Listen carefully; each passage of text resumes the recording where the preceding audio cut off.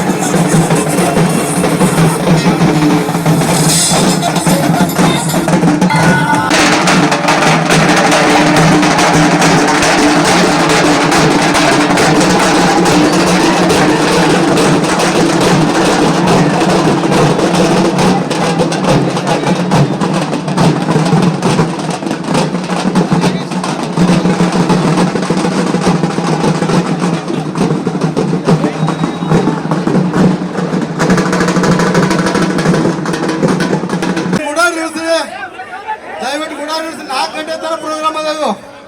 ಈಗ ಎಲ್ಲವೂ 4 ಗಂಟೆ ಒಳಗೆ ದಯವಿಟ್ಟು ಅಕ್ಕವರೇ ಎಲ್ಲ ಅಕ್ಕವರಿಗೆ ಮನವಿ ಮಾಡ್ಕೊತಾ ಇದ್ದಾನೆ, ಕೈ ಜೋಡಿಸ್ತಾ ಇದ್ದಾನೆ.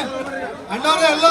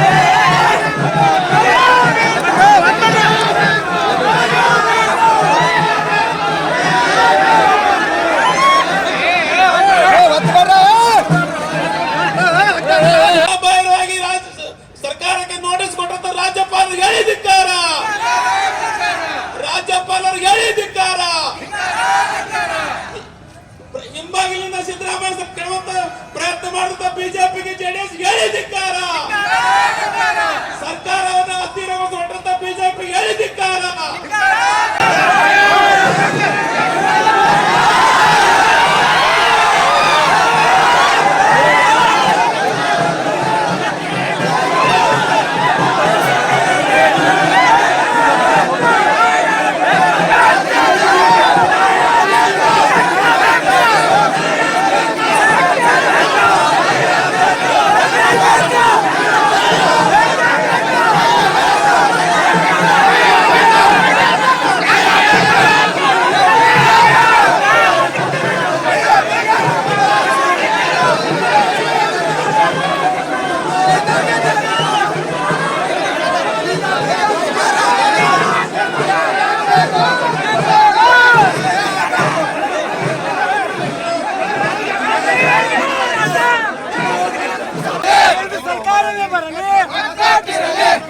ಬಿಜೆಪಿ ಸರ್ಕಾರಕ್ಕೆ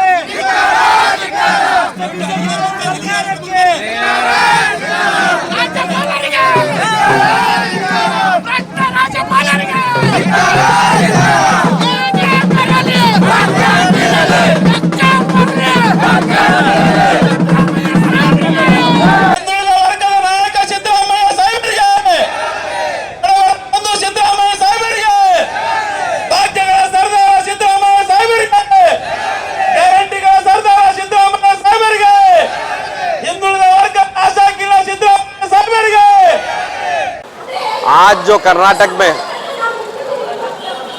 जो हालात हो रहे हैं, बीजेपी सेंट्रल गवर्नमेंट और आरएसएस के इशारे पे एक बैकवर्ड का चीफ मिनिस्टर कर्नाटक के अंदर गरीबों को योजना देके गरीबी रेखा से उनको हटाकर उनको एक मिडिल क्लास में जो है ना लेकर आना चाहता है, जिन्हें वो स्कीमों के जरिए से उनके गरीबों के बच्चे एजुकेशन पाकर गरीबों के रेखा से जो नीचे है उनके बच्चे बेटे और बेटियां बड़े बड़े डिग्रियां हासिल करना चाहते हैं और यहां पर नौकरियां मिल रहे हैं और 5 योजनाओं से कई लोगों के घर चल रहे हैं और पेट भरा जा रहा है।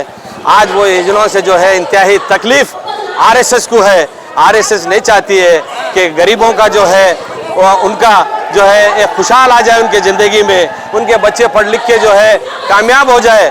आरएसएस की पॉलिसी हमेशा जो गोलवोल करके और जो है ना उनकी योजना जो है वो यही है कि गरीबों का खात्मा करो और गरीबों को कुचल दो और साथ ही साथ जो है ये योजना को ख़त्म होना है तो सीधा सीधा जो है तुम्हारे सिद्धरामैया को इस एलिगेशन लगा के उसको उतार देंगे तो ये जो है योजना ख़त्म होती है।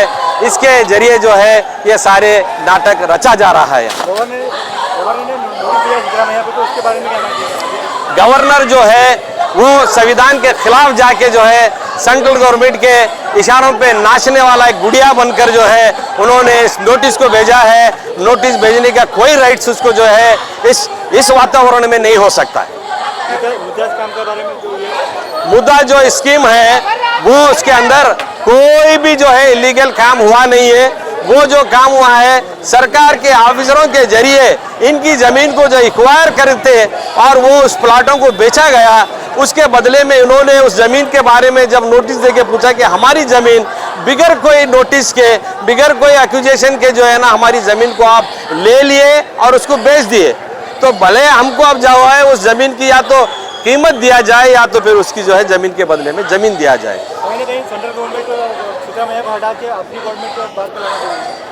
अपनी गवर्नमेंट लाने के लिए खरीदो फर्क की जो है ना यहाँ पे अपने दलालों को लगा के रखे हैं, लेकिन कांग्रेस के एमएलए इन गरीबों के जरिए इन स्कीम के जरिए जो है इन एमएलए को चुन के असेंबली भेजा गया है। कोई एमएलए बिकाऊ नहीं है और ना ही कोई एमएलए जो है इस भाजपा और आरएसएस को सपोर्ट करने के मूड में है। सिद्धरामैया की जो है क़यादत में सरकार चलेगी और आगे 5 साल पूरा चलेगी।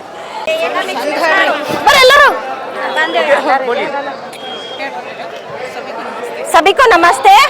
आज हमारे गुलबर्गा शहर में जो हमारे नेता है और हमारे राज्य के सीएम सम्मान्य सिद्धरामैया जी के खिलाफ जो एलिगेंस चल रहा है मूड़ा के, उस इशू के तहत हम इधर इतने लोग मिलके प्रोटेस्ट कर रहे। इधर पूरे समाज के लोग भी हैं, बहुत सारे संगठन वालों के हर एक जाति के लोग इकट्ठे हुए हैं, क्योंकि सिद्धरामैया साहब एक ऐसा ही एक व्यक्ति है जो सिर्फ एक जात से एक धर्म से नहीं पहचानते। एक पूरे पॉलिटिकल फ्यूचर में छोड़ो, एक सामाजिक और शैक्षणिक और पूरे कर्नाटक के राज्य में एक इतना अच्छा ये दे रहे हम लोगों को, तो पूरे गर्व से कहते हैं हमारे सिद्धरामैया साहब एक अच्छे नेता है। क्योंकि जो गारंटी दिया सिद्धरामैया साहब, ना ही एक जात को दे ना ही एक धर्म को दे, पूरे महिला लोगों को, युवकों को और इस देश इस राज्य के पूरे गरीबों के लिए गारंटी दे। अभी जो ये झूठा इल्जाम लगा है मूड़ा के बारे में, ये कोई इल्जाम ही नहीं है। जो बीजेपी वाले बैठे हैं ना नागपुर में बैठ के ये सब हल्ला मचाने के लिए लोगों को ये करे, एक राज्य के नेता को जो छोटे मोटे एक राज्यपाल जो शोकाश नोटिस देते हैं बोले तो शर्मनाक एक इशू है वो बीजेपी वालों के लिए। येडियुरप्पा के बारे में तो कितना एलिगेंस हुआ, कितना कंप्लेंट हुआ, जेल को जाके आया। अभी 1 महीने 2 महीने अभी भी नहीं हुआ। कुमार स्वामी का घर का क्या इशू हुआ, उनके बच्चों क्या क्या किया। महिला है, पूरा सर नीचे कर झुका के चलना पड़ता था उनके लिए पूरे लोग, तो उनको लिए कुछ शोकास नहीं दे रहे। एक अन्नारामैया जो सब जाति सब धर्म को एक अच्छा कॉन्स्टिट्यूशनल एक पॉलिटिकल नॉन इशूएबल पर्सन को इतना ये करके लोग ये करे, ये अच्छे बात नहीं। ये लोग कर्नाटक में कांग्रेस पार्टी को गिराना चाहता है। ये लोग, आपको तो मीडिया वालों को पता ही है, ये दिल्ली में भी ऐसा ही किया, मध्य प्रदेश में भी ऐसा ही किया, गोवा में भी ऐसे ही किया, झारखंड में भी ऐसे ही किया। जहां जहां हमारे कांग्रेस पार्टी स्ट्रांग है ना, उधर ऐसे नॉन इशू करके उधर के जो अच्छे जनप्रिय सीएम होते हैं उनको निकालने का कोशिश करे। लेकिन कर्नाटक में ये नहीं हो सकता, क्योंकि कर्नाटक का जनता बहुत होशियार है, इंटेलेक्चुअल है। ये नहीं हो सकता। उनका जो मतलब है ना, उनका जो ये है योजना है ना, इधर नहीं चलता वो, क्योंकि कर्नाटक में सिद्धरामैया साहब है। इसलिए हम पूरे लोग, पूरे जात के, पूरे धर्म के, पूरे संगठन के लोग इकट्ठा होके हम आज सिद्धरामैया साहब के साथ खड़े होने के लिए रेडी है। और एक इम्पोर्टेंट बात है, कर्नाटक में जो दूसरी बार 137 सीट सीएम सिद्धरामैया ने जो जिता के कर्नाटक में सीएम बनाना, उसका तो बहुत जलन पड़ा है बीजेपी वालों को। वो सहने के लिए नहीं हो रहा है उनको। क्या तो कर तो झूठे इल्जाम लगा के सिद्धरामैया साहब को हटाना, यही उनका है। वो बेशरम कुमार स्वामी जाके उनके साथ हाथ मिलाया है।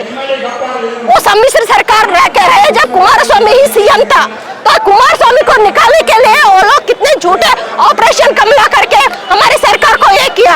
अभी प्लान अभी करने का है। ये मूड़ा कुछ इशू नहीं है, ये कोई समस्या ही नहीं है, ये झूठा ये है। Thank you sir. ಇವತ್ತು ಕರ್ನಾಟಕ ರಾಜ್ಯದ ತುಂಬ ಏನು ಪ್ರಜಾಪ್ರಭುತ್ವ ಒಂದು ಅಧಿಕಾರದ ಮೂಲಕ 135 ಸ್ಥಾನಗಳು ಗೆದ್ದು ಸನ್ಮಾನ್ಯ ಸಿದ್ದರಾಮಯ್ಯ ಅವರು ಆಡಳಿತ ಪಕ್ಷದ ನಾಯಕರಾಗಿ ಮುಖ್ಯಮಂತ್ರಿಯಾಗಿದ್ದಾರೆ.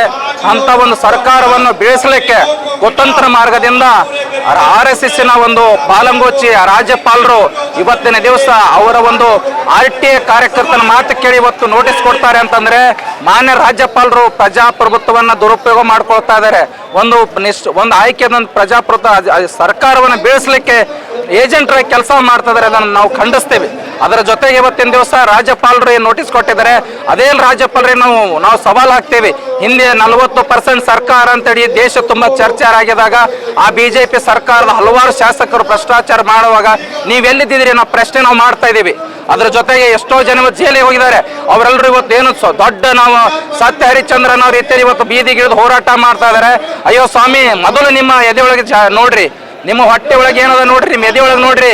ನೀವೆಲ್ಲರೂ ಕೂಡ ಸಿದ್ದರಾಮಯ್ಯ ಅವರಲ್ಲ, ನಮ್ಮ ಕರ್ನಾಟಕದ ಕಾಂಗ್ರೆಸ್ ನಾಯಕರು ದೊಡ್ಡ ಮಟ್ಟದಲ್ಲಿ 10 ವರ್ಷದಲ್ಲಿ ಗಳಿಸಿರಿ. ನೀವು 70 ವರ್ಷದಲ್ಲಿ ಗಳಿಸ್ತಕ್ಕಂಥ 40 ವರ್ಷದಲ್ಲಿ ಗಳಿಸ್ತಕ್ಕಂಥದ್ದು 10 ವರ್ಷದಲ್ಲಿ ಗಳಿಸಿ ನಿಮ್ಮ ಮನೆ ತುಂಬಿಕೊಂಡಿದ್ದೀರಿ. ನಿಮ್ಮ ಯೋಗ್ಯತೆ ಇಲ್ಲ ಭ್ರಷ್ಟಾಚಾರದ ಬಗ್ಗೆ ಮಾತಾಡಲಿಕ್ಕೆ. ಹೋದ ವರ್ಷ ನಿಮ್ಮ 40% ಸರ್ಕಾರ ಅಂತೇಳಿ ಮಾನ ಮರ್ಯಾದೆ ಕಳ್ಕೊಂಡು ಇವತ್ತು ನೀವು ಅಧಿಕಾರ ಬಿಟ್ಟವರು ಇವತ್ತು ಯಾವ ಆಧಾರದ ಮೇಲೆ ನೀವು ಇವತ್ತು ಪಾದಯಾತ್ರೆ ಮಾಡ್ತೀರ ಅನ್ನೋ ಪ್ರಶ್ನೆ ನಾವು ಮಾಡ್ತಾ ಇದೀವಿ. ಇಡೀ ದೇಶದಲ್ಲಿ ಇವತ್ತು ರಾಜ್ಯದಲ್ಲಿ ಇವತ್ತು ಬೆಳೆ ಹಾನಿ ಆಗ್ತಾ ಇದೆ, ಪ್ರವಾಹ ಆಗ್ತಾ ಇದೆ, ಜನರು ಕಷ್ಟದಲ್ಲಿದ್ದಾರೆ. ಅದ್ರ ಬಗ್ಗೆ ಮಾತಾಡ್ಲಿಕ್ಕೆ, ಪಾದಯಾತ್ರೆ ಮಾಡ್ಲಿಕ್ಕೆ, ಮಹದಾಯಿ ವಿಷಯ ಮಾತಾಡ್ಲಿಕ್ಕೆ ನಿಮ್ಮ ಹತ್ರ ಯೋಗ್ಯತೆ ಇಲ್ಲ. 48 ಕೋಟಿ ರೂಪಾಯಿ ಮಾತಾಡ್ತೀರ ಅಂತಂದ್ರೆ 40% ಬಗ್ಗೆ ಮೊದಲು ಮಾತಾಡ್ರಿ. ನಿಮ್ಮ ತಾಕತ್ತೇನಿದೆ, ಕೋವಿಡ್ ನಲ್ಲಿ ಏನಾಗಿದೆ, ನಿಮ್ಮ ಆರೋಗ್ಯ ಸಚಿವ ಏನ್ ಮಾಡಿದಾನೆ ಅದ್ರ ಬಗ್ಗೆ ನೀವು ಮಾತಾಡಿ. ಆನಂತರ ಸಿದ್ದರಾಮಯ್ಯ ಸರ್ಕಾರದ ಬಗ್ಗೆ ಮಾತಾಡಿ ಅಂತೇಳಿ ನಾವು ಸವಾಲು ಹಾಕ್ತೇವೆ. ಅದ್ರ ಜೊತೆಗೆ ಕೊನೆಯದಾಗಿ ಹೇಳ್ತೀವಿ, ಈ ಪ್ರಜಾಪ್ರಭುತ್ವ ವಿರೋಧಿ ರಾಜ್ಯಪಾಲರನ್ನ ಇಲ್ಲಿಂದ ವಜಾಗೊಳಿಸಬೇಕು. ಸಿದ್ದರಾಮಯ್ಯ ಸರ್ಕಾರ ಹಸ್ತರಿತ ಬಿಜೆಪಿ ಮೋದಿ ಸರ್ಕಾರಕ್ಕೆ ನಾವು ಧಿಕ್ಕಾರ ಹೇಳ್ತೇವೆ, ಖಂಡಿಸ್ತೇವೆ.